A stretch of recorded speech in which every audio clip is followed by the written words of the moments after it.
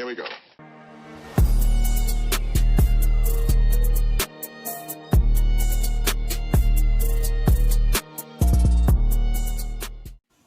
Hey guys, back with another episode. This week we have Matt Flynn, 920 Builds, and we're going to talk to him about his business and what he does. As usual, I'm Derek. Nick is back this week, so welcome back. Matt, welcome to the show. Appreciate you jumping on, carving out some time to hang out with us. Yeah, thank you for having me. Yeah, anytime, man. Guys, is Thanksgiving good? Yeah. Very good. That's good. So, and we got snow. So. Yeah, that's... Yeah, you know what? Forget Thanksgiving. Let's talk about the important stuff. Yeah. No, that's definitely a highlight. So it was about time. I was actually just talking to Mike Duffy yesterday on the phone about this weekend's avalanche class, and he was like, man, you guys got more snow than we do. He's like, we don't have anything in Colorado. And I'm like, you don't hear that very often. Late start for sure for the mountains. Yeah, everybody's complaining about it online. So, but yeah, that's definitely a bonus. So, all right, well we'll get right into it, Matt. We're gonna kick it off. Got a bunch of questions for you, and we'll just kind of, see what you're up to, what you're doing over there, and go from there. So, sounds good. First question, first snowmobile. What'd you get? Yep. I knew it was coming. Yeah, you know the drill. Yeah. I started out on a kitty cat when I was 5. That's an early start. And then I jumped right to a 340 enticer. There you go. Yeah, you can't go wrong with an enticer. No. What was the first sled you bought on your own? 97 SX 700 VMAX. Ooh. The triple? Oh, yeah. Yeah. Somewhere out there, it is still running. Or might just need a carb clean. Maybe. I don't know. It was put through the ringer when I had it, and that was many, many years ago, so who knows? I wouldn't mind finding another one, though. Yeah, those things run forever, man. They're bulletproof. Yeah. They scream, too. They do scream. Yeah. People are I'm probably going to get some hate for this, but it was probably the best triple ever made. Mm-hmm. I know the players. 809. Yeah, here we go. I don't know. I mean, I'd say it's definitely a good triple that was built, but Polaris had a good triple. I mean, some of the Skidoos, I mean, they all had them. Yeah, but the certain ones had their own problems, but the Yamaha definitely had its distinct sound. It did. For sure. Especially, that did. Yeah, especially when you had, was it the SRX or the SXR? I always get those mixed up. I might be thinking jet skis for the SRX, but yeah, the SXR with the twin pipes and or the Mountain Max. Those things were just awesome. They just yeah. You always could tell when someone was riding one of those. So, but yeah, let's talk about the business, man. What you're doing over there.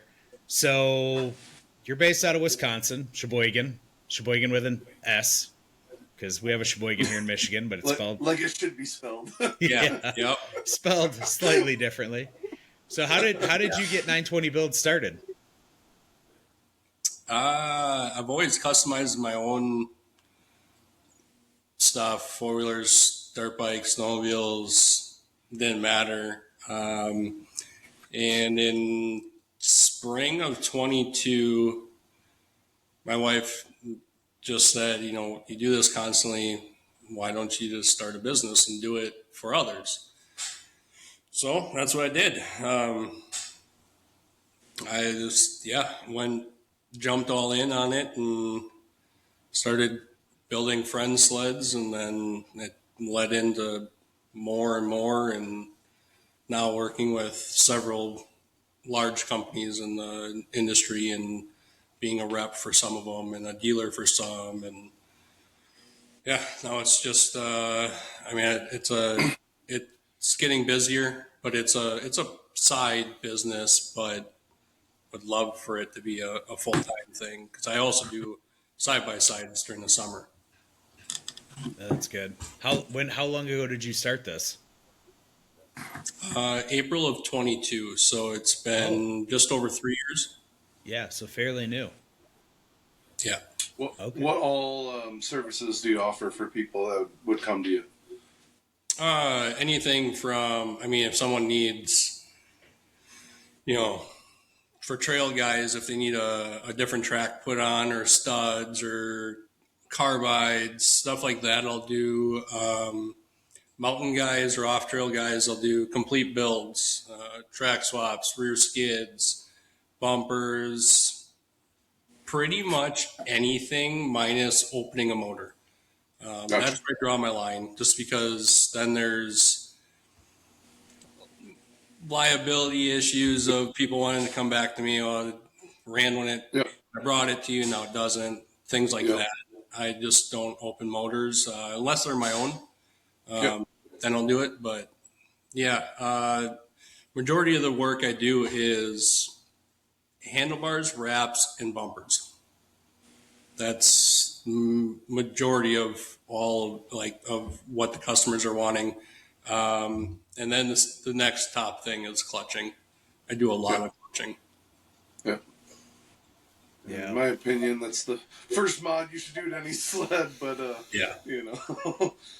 Yeah, I mean that and suspension setups, they just come, Yeah. One size fits all. I mean, people are Yeah. probably don't realize I'm not what they're a one size missing. fits all guy. Yeah, well, me either. Yeah. I'm a big advocate for getting your suspension dialed to yourself. I'm a dealer for Suspension Pros, and I work with them directly on my own stuff, but then also for customers' stuff. And it's different when you're riding a bone stock sled, and then you jump on the same sled that's got valved and custom tuned shocks to yourself, to your riding weight and your riding style, and it's like night and day difference. Oh, 100% Shocks, agree. I mean, shocks and clutching are like, you can make your sled night and day difference from just doing those two things. I agree. I agree. And people just don't know until they do it. And, some are like, well, Yeah. it's fine. I just ride the trail or whatever. It's probably okay. And maybe it is, and maybe you're fine with that. But once you ride something that's dialed into you, it's like, man, I should have done this. It should have been the first thing. Yeah. So when did you notice, was there like a specific time, or let's say like something that happened or a moment when you realized that customizing sleds, like that was going to be your thing? Like this is what you wanted to do? Did something influence this, or just kind of like, I've been doing it, might as well do it? Or was there something that kind of pushed you to do this? Nah, I mean, it's just something I've always done. And then just joking around with the wife about, wanting to, maybe do this for other people. And she said, well, why not? You do it already. You love working on snowmobiles, and this will make you be able to work on sleds pretty much all year. So, it's something you enjoy, go do it. So that's what I did. Yeah, and pretty much if she's going to bless off on you being out in the shop more, I mean, that's a win-win. It's a win. That's a win. For sure. It's a W. I mean, I'm pretty spoiled with the shop. I mean, it's heated, it's insulated, it's got a bathroom, it's got TV. The only thing I don't have is like a bed. Otherwise, I could just live out here. It's your snowmobile all inclusive. You'll be good. Yeah, For there sure. you go. Yeah. What was the first sled that you tore apart and rebuilt? I guess not even for the company, but I mean maybe for yourself, that kind of shaped what you do today and what got you into building the sleds.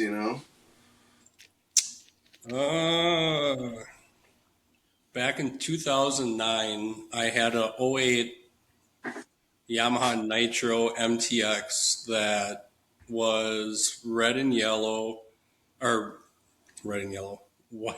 yellow, black, and white, and it had a raw aluminum tunnel. And I tore that thing down all the way to a bulkhead and sent out, I think it was 22 pieces for powder coating.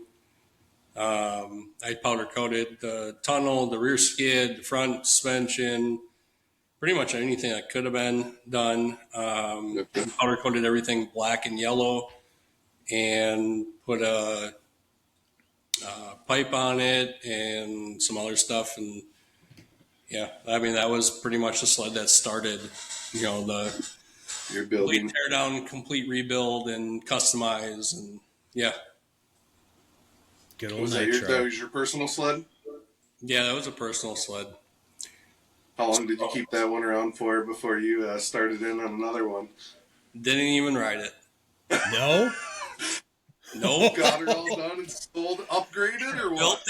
I built it, redid it, and then what was it? We didn't have a good snow year that year, and I ended up going out to Togedy with a buddy of mine, and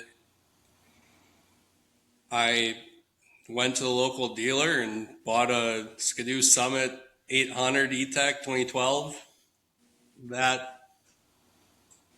that year, and I had two sleds, and well, which one am I going to want to dig out in the mountains? And I picked the Skidoo, and I went out there with that one, and then ended up selling my Nitro to a guy up in Quebec a couple weeks later. So yeah, I never even, I mean, minus like maybe some ripping in the ditch or the back field or whatever. Yeah, but, probably argue. everything was right, but otherwise, yeah, I didn't even ride it. Crazy. That's a lot of work to put into something like that, and then just off it, Yeah. Yeah. Didn't even get to enjoy I the get it, fruits of your though. I labor. Nope. I love it. That's awesome. Yeah, it happens. It happens. Oh, You yeah. find something else you like, and you just got to go with it. And I totally agree, because I had what year was mine? I think I had a 2010 MTX. It was kind of like my first mountain sled, and that thing was heavy, torquey, but Oh, yes. heavy. Yes. So I don't blame you there. Your back thanks you. Yeah, for sure.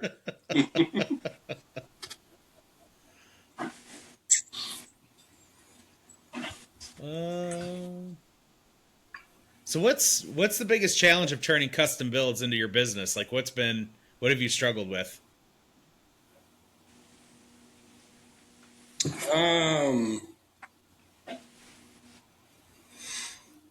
not really, not really consistency, but the amount of designing of wraps that I do to the payout is crazy.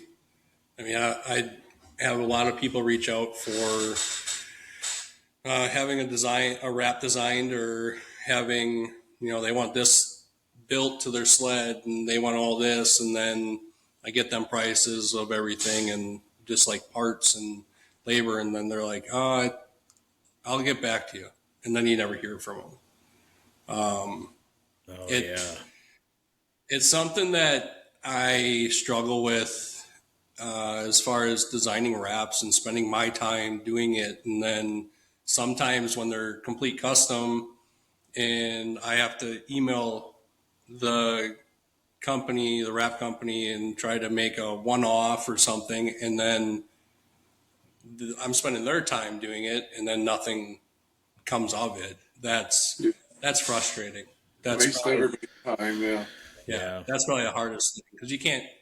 I mean, I don't know. Do I have a thing on my website that not going to design a wrap unless you pay for design time or something? I don't know. Deposit down and design time 100%. Like, Yeah, I don't think like- it's out of the It's ballpark. just it's a struggle. Something you just gotta try to Yep. get through.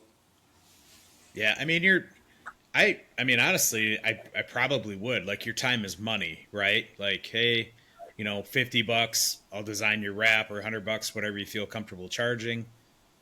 And then if they back out, well, okay, I still got covered for my time, because I mean, this day and age, there's a lot of there's people that are serious, and then you got tire kickers, that are just like, well, maybe I don't like it, and instead of just having Matt change it, I'm just gonna not do it at all, or go somewhere else, or do something else, and then you're kind of like, well, what do you want to do with this thing? Oh, never mind, I'm good. That's got to be super frustrating. Yeah.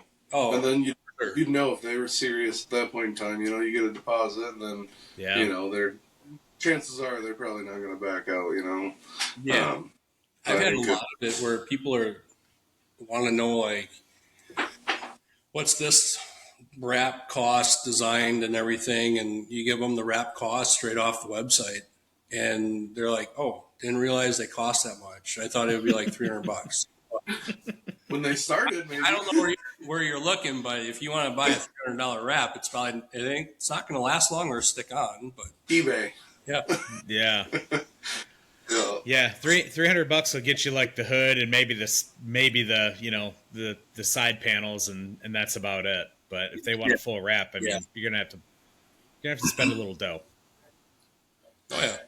Yeah, especially if you want quality materials, and now they've got all the different finishes on the wraps. You can get the metallic, the matte, the holographic, all that. All those cost money. Every single one of those adds cost to it. So it's I mean, a lot of people in my last sled, it was a holographic with a sparkle flake and a bunch of companies on it and everything. And people at shows are always like, "Well, what's this wrap cost?" And I'm like, "This is a $1,200 wrap," and they're like, "What?" I'm like, "Yeah, it's extra $400 just for the holographic and the sparkle flake." Yep. Yeah. And then I was doing hill climb racing, so you add in like your sponsors and everything, and each one of those costs another $10. And it's just it adds up, but people don't understand that. They just think that, oh, it's just vinyl, it doesn't cost that much. Well, it's completely different vinyl. It's not your normal sticker that you're going to go get from a mom and pop shop downtown. Yep. So. Yeah, I don't think a lot of people, maybe some do, but most of them don't. They see something looks cool. How hard can it be? And putting them on. I mean, we're talking about the wrap and the costs and all that. And then that's the first part, right? And the second part is installing it and doing that correctly so it doesn't look like dog crap, because that can be tricky too. So that's a whole other, that's a whole other thing on its own. Yeah. It's a different level of patience for sure. Definitely. Yeah. And I kind of get annoyed with definitely Facebook when I see people are like, "Oh, I want to get a wrap installed. Who's around can do it?" And then you see these people saying, "Oh, I'll do it for $100." Well, you're going to get $100 quality. I mean, I'm the only preferred professional installer for Deviant Ink, Octane Ink, and Arctic FX in the state of Wisconsin. Nice. And people they're willing to pay, but some people are like, "Well, that's kind of expensive." Well, I do have also a number I kind of have to go off of, but this is what you're going to go get if you're going to go to anyone else that's quality. Yeah. So you know how long it takes to install. You know how much time it takes you. So and I tend to do a little bit more. I mean, I tend to power wash all the sleds or UTVs after I clean all the original stickers off, all the glue off. I power wash everything, make sure everything's clean, do the whole process of the the alcohol and the install and then the heating. And I normally tend to go over it twice with the heat just to make sure that there isn't any problems. I mean, I treat every customer's sled like it's my own. I don't want it to leave here, go sit in the shop for a month, and then they go pull it out and stickers are falling off. Yeah. So, I tend to do a little bit more and spend a little bit more time on each one. Yeah. No, that's good because customers know what they're getting at that point, and the prep. It's like painting a car, the paint part is simple, like for the most part, but it's the prep work that leads up to that. That's what's going to affect the final product. And I know, putting the sticker on involves some skill too. Don't get me wrong, but the prepping is a big part of that. So, and I don't think people realize that. Maybe they do. No, I don't think so.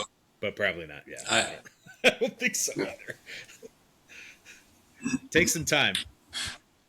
yes. Well, you may have just answered a little bit of our next question is what separates 920 Builds from, your competitors, I guess, other than spending more time, more attention to detail. Yeah, I guess I just treat everyone like their top priority. I mean, I don't treat any customer different, whether you're doing just a wrap or you're doing a complete build. It doesn't matter. It's your goal of what you want your sled to be is my top priority. I will tend to do it over the top to make sure that you are satisfied, along with treating your sled like it's my own. Normally, if I find anything wrong or whatever, it's always a call right away. And, hey, this is what I found. You can get away with it, or you can have me fix it, or you can have someone else fix it. But this is what it is. I found a couple times with like clutching, just general. They pick it up and hey, you ever hear of an air compressor? Or Trail makes this really nice handheld blower. Like, just blow your clutches out, it's preventative maintenance and minimum. yeah, stuff like that. Yep. Yeah. I mean, I grease sleds whenever I do a rear skid build. I mean, I don't just take the rear skid apart, slap the new rails on and put it back in. I mean, I go through everything, clean everything, grease everything, put it all back in. I mean, I don't know. I make sure that it's ready to hit the snow and that it's like my own. Awesome. Good. And I'm sure that brings you some happy customers as well, some repeat customers as well, with that attitude. That's the kind of attitude everybody wants when they go to a shop and take it for service, is to have someone that's going to treat them like that. Yeah. If you could go back 1 year in the business, what advice would you give yourself?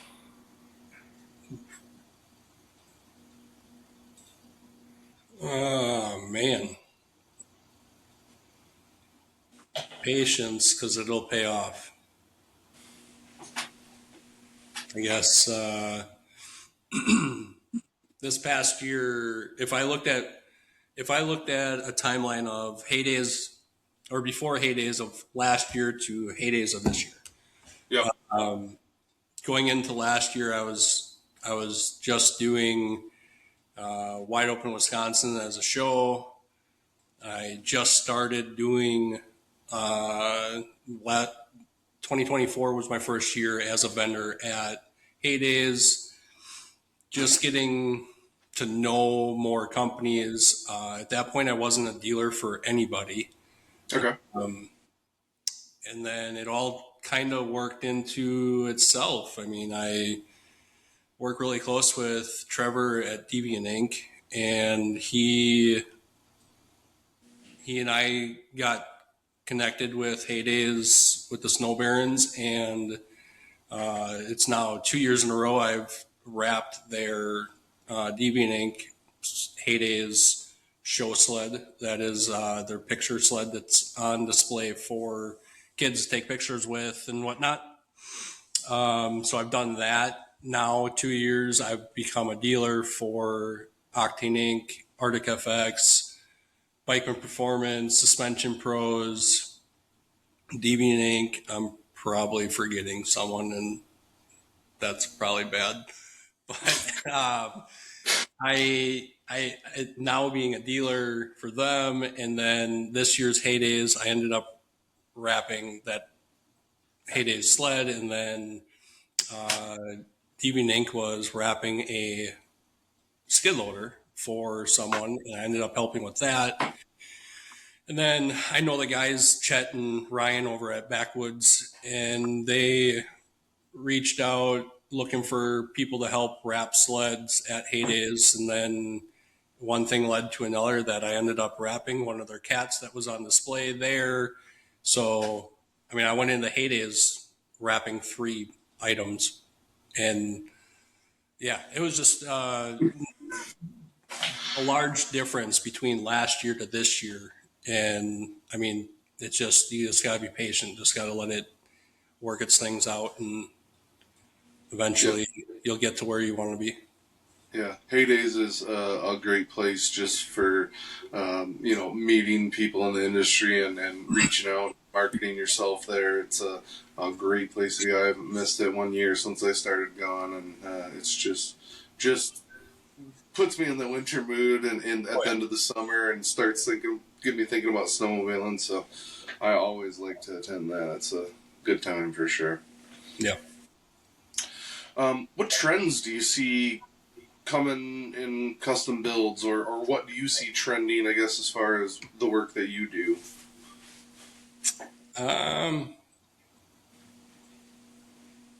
You'd be surprised by how many mountain or off-trail sleds there are in the area. Yeah. Definitely growing. So definitely more builds on those sides of things. But the number one trending thing is trail sleds getting bumpers, clutching, and wraps.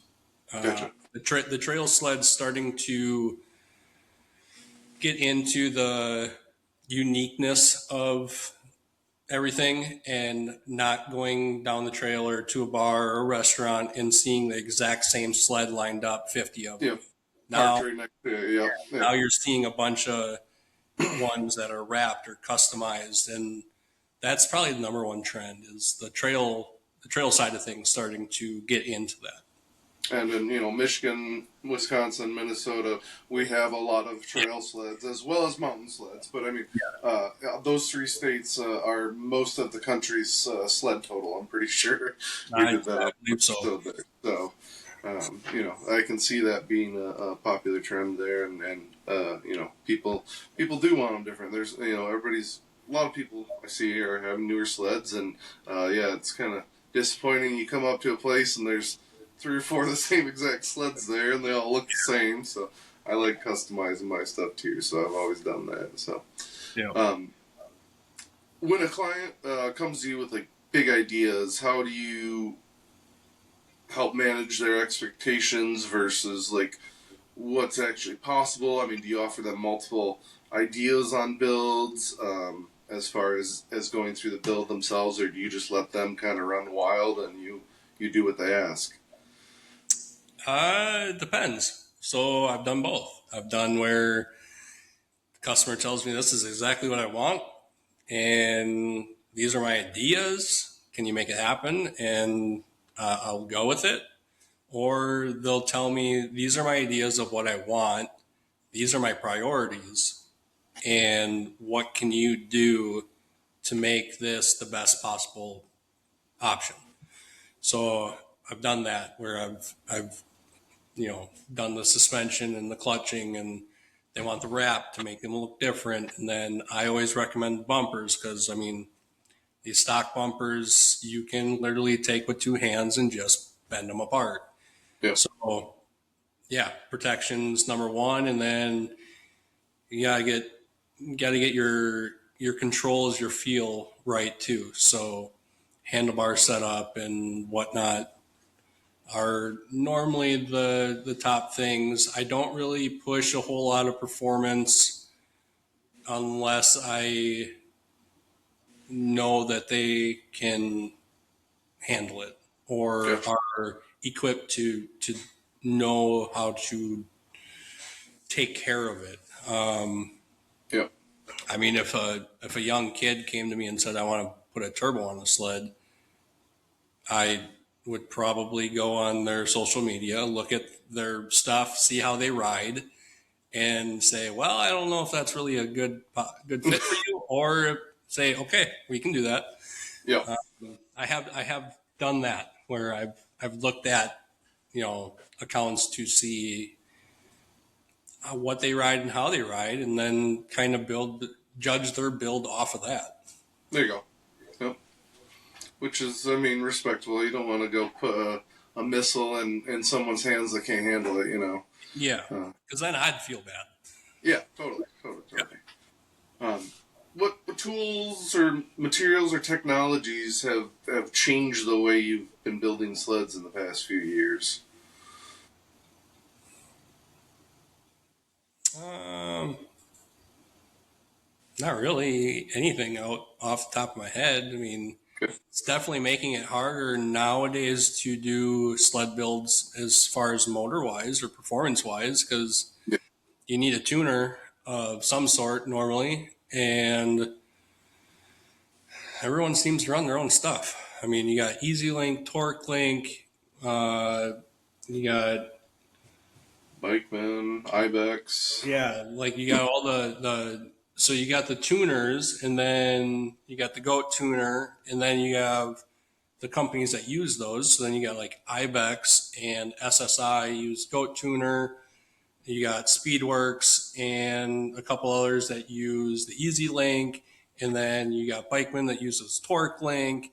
So Yeah. for me, like I For you to own all those. for me to own all those, I'd be spending $3,000 Yeah. to Yeah. have the tuners and the cords for each sled to be able to do those and do the diagnostics on sleds, or if they have an issue with something not running right or have codes, check engine lights to check all that. So Yeah. that is where I kind of do draw the line because I am too small to have $3,000 worth of electronics to check sleds. I mean, Understandable. I Yeah. have my Yeah. own tuner for my own sled. I do have access to other tuners, but it's still the point of I don't want to have to get into the diagnostic side of things. Yep. Not that I want to recommend anybody away from me or to a dealer, but in certain circumstances, the dealer is unfortunately our only option at some point. Yeah. Understandable. How has your riding influenced the way your builds have gone? Um, well, I definitely do like to wreck stuff.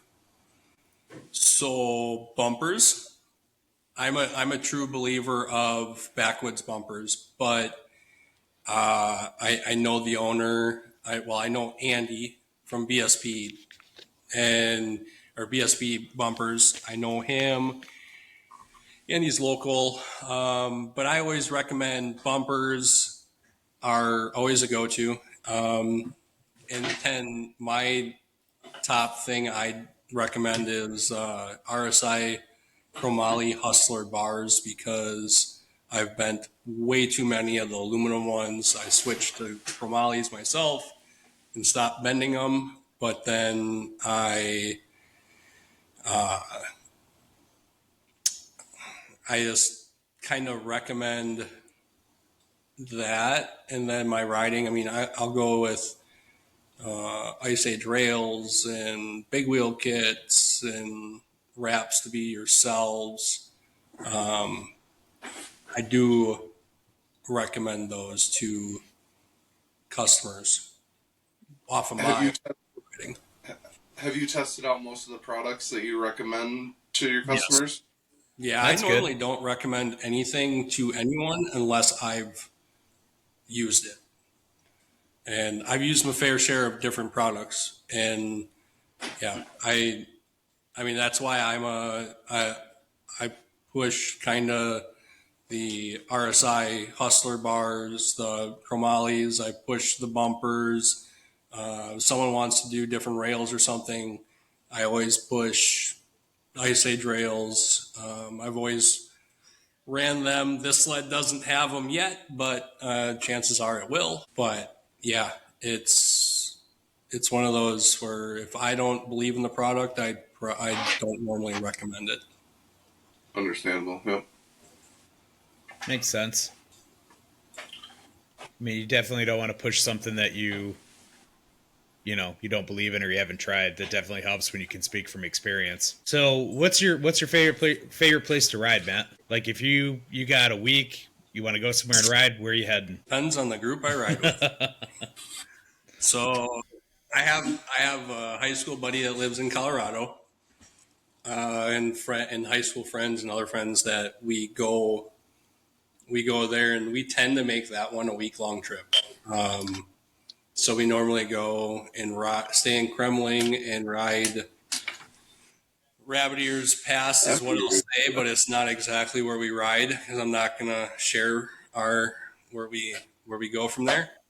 But we definitely go there. I've rode Wyoming and Montana and Idaho and like Island Park.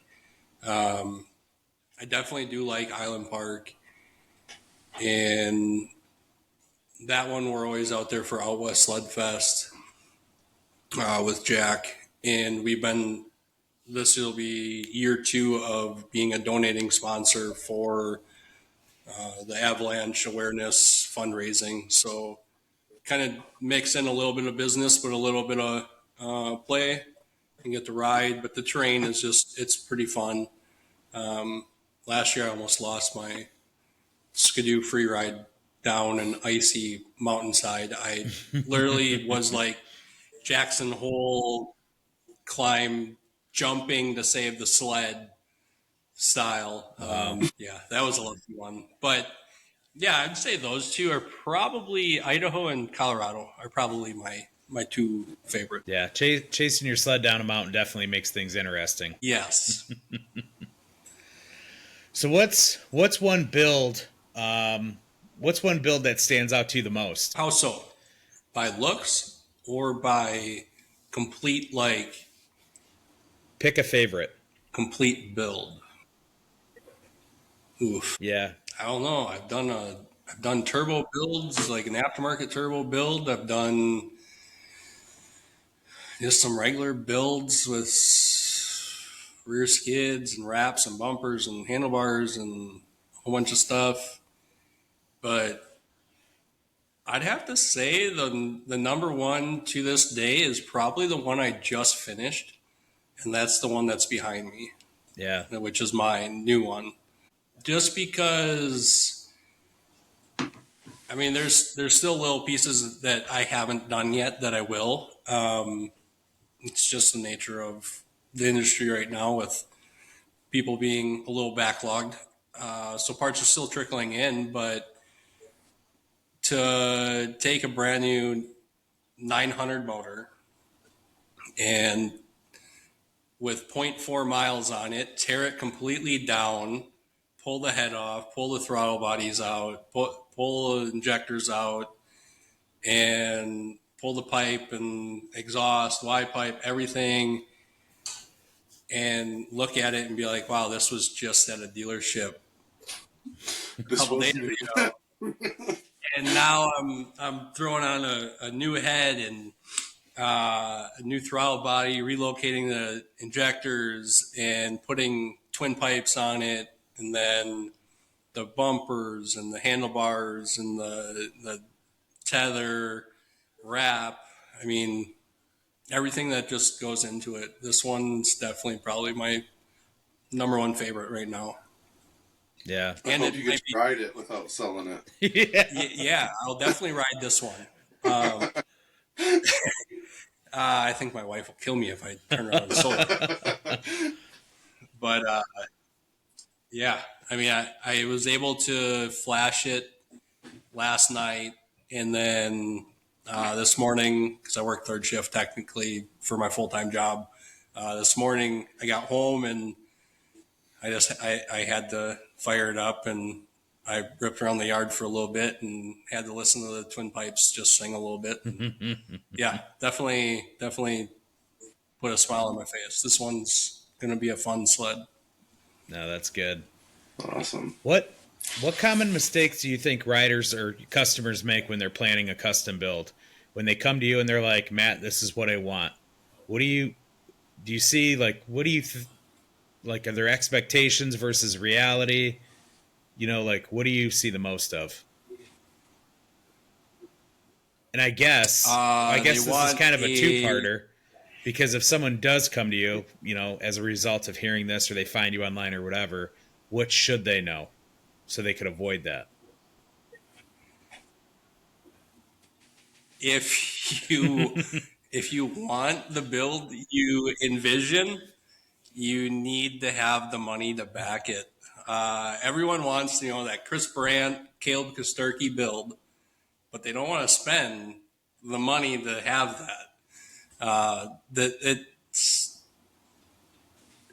It's not the cheapest thing to do a complete build, but it definitely makes it your own and makes it to you and how you like to ride.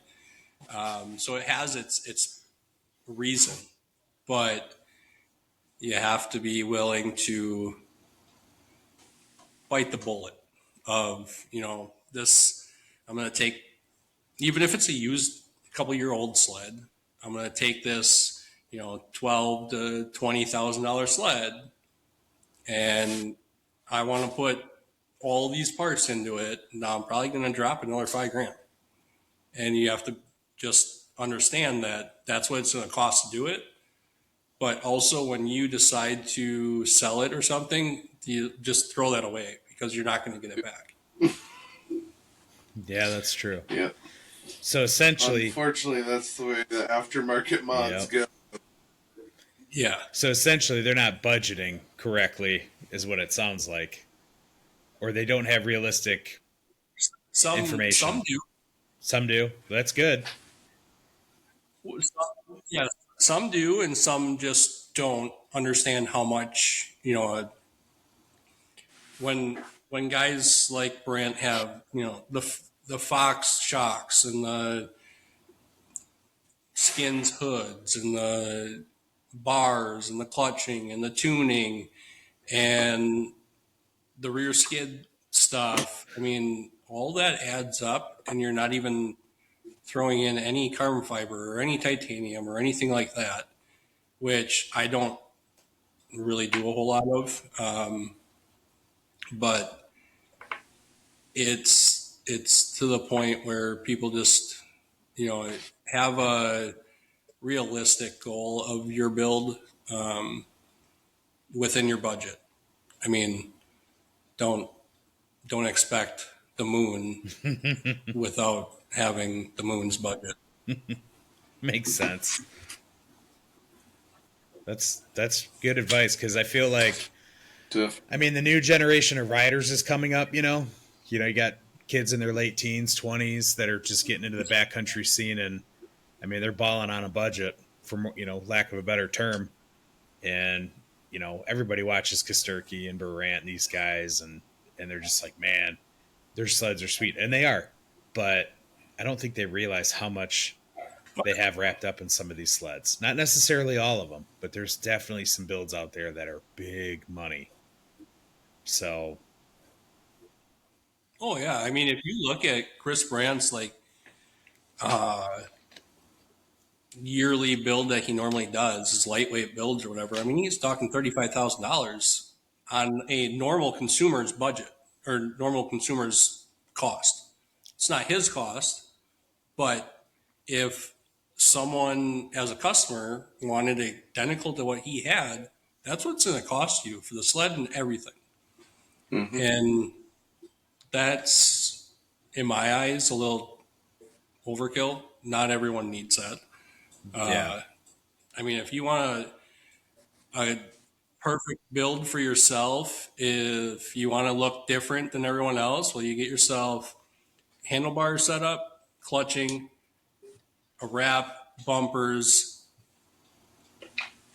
and start there, and then go ride, and then get used to the machine. Then you can start throwing at performance stuff or tunes and your little knickknacks, your little, shorty brake levers or big wheel kits or little different stuff like that. Then you start doing that stuff, but start with your essentials and get your build started, and then you can keep going.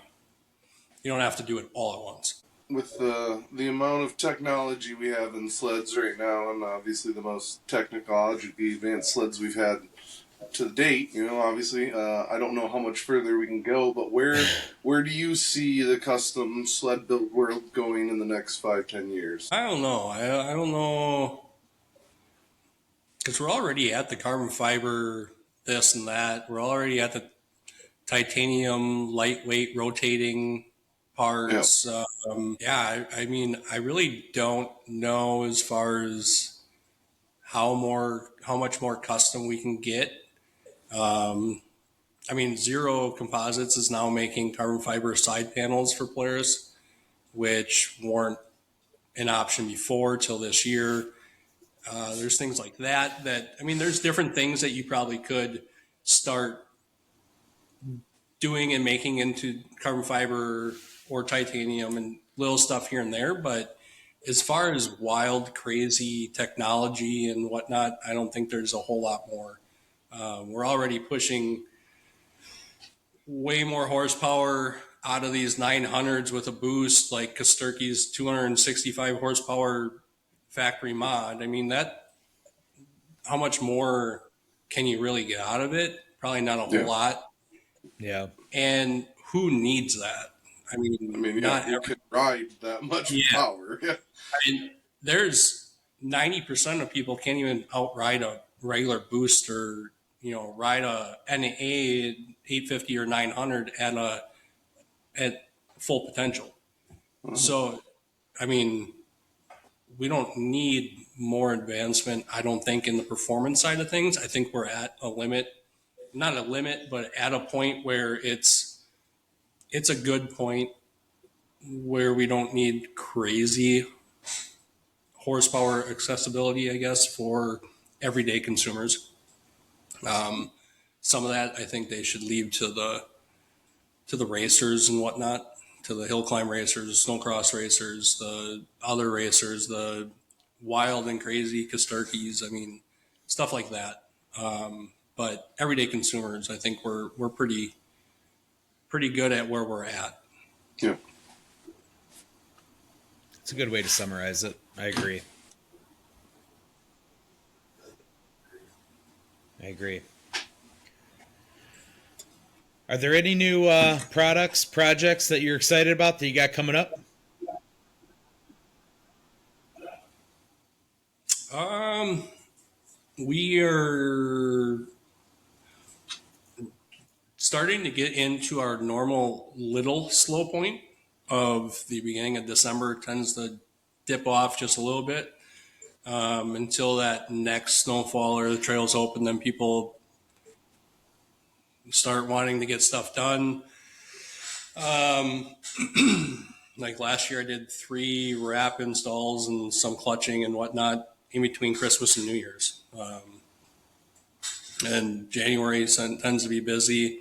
I do have a possible 2 side by sides, brand new Razor 2-seater and a brand new Ranger XD that guy's looking at having wrapped. So those are two units in process right now of designing wraps and trying to figure all that out. So that's a possibility of coming. And then I do work with 2 local dealerships. One, I do their installs for sleds and UTVs. So there's kind of always a communication back and forth with us about customers and what they're wanting and whatnot. So I'm kind of always dealing with that.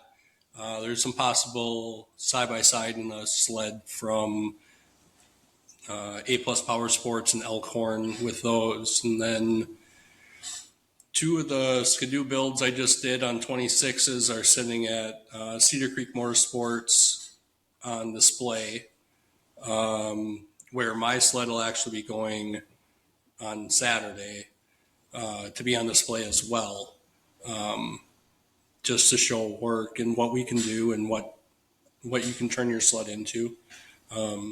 So there's not really much, in shop work. There's more of the back behind the scenes of the little stuff that still has to go on every day. Yeah. But yeah, I mean, as far as scheduling stuff, I am pretty open. I normally, the month of November, end of October, I took on 2.5 sleds a week. Oh, wow. It averaged out to. So, as far as scheduling, I can turn around things pretty quick, and also pretty open as far as anytime. It doesn't really matter to me.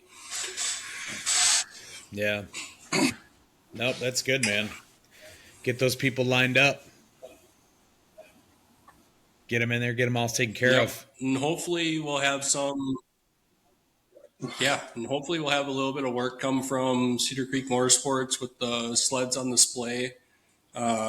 Seeing how this is coming out soon, December 12th, we are putting on a avalanche course at Cedar Creek Motorsports, and partnered with them, myself, and Altitude Sickness, and we are putting on a 30 spots avalanche course at the dealership during their customer appreciation. So the post will be out soon for that, for sign up, but hopefully we can talk to customers then, potential customers, and also teach, some avalanche awareness and snow conditions awareness, and just some snowmobile rescue information. That's good. Doesn't really have to be, you don't have to be a mountain rider to go to this. Any snowmobile rider can go and learn. It's all useful information. But yeah, we have that December 12th at 5:00 is when we'll be doing that. So I'll have myself, 3 of my ambassadors will be there. We'll all be working, kind of helping out the whole situation, help assisting with the course, and then be there to talk sleds and help people out. Nice, man. Well, with that being said, we're pushing an hour, so I think that's a good wrapping up point, or topic, I should say. But yeah, Matt, we appreciate you coming on, on the podcast with us. And I know you're on Facebook, 920 Builds. I know you're on Instagram, 920 Builds. So guys, look them up there, and then 920builds.com. Yep. If you guys have any questions, reach out to Matt. Anything I'm missing? No, that's about it. Social medias, website. I'll be up at the Backcountry Village kickoff on January 31st up in Michigan. So I'll be there definitely for myself with the 920 Builds, but also possibly representing Deviant Inc. up there. I'm not sure exactly what we all have in the works right now, but there's some things going on with that. So I'll be up there, and then I'm sure I'll be up riding up there, maybe with this 9R twin pipe. There you go. Well, we'll see you up there. We'll be there too. Can't wait so to see that online. yeah. Yeah. All right, guys. Well, thanks for listening. Got any questions for Matt, put them in the comments, and I will pass those on to him, or reach out to him on socials if you want more information. And we'll catch you on the next one. We'll see you guys. See ya. See ya. Thank you.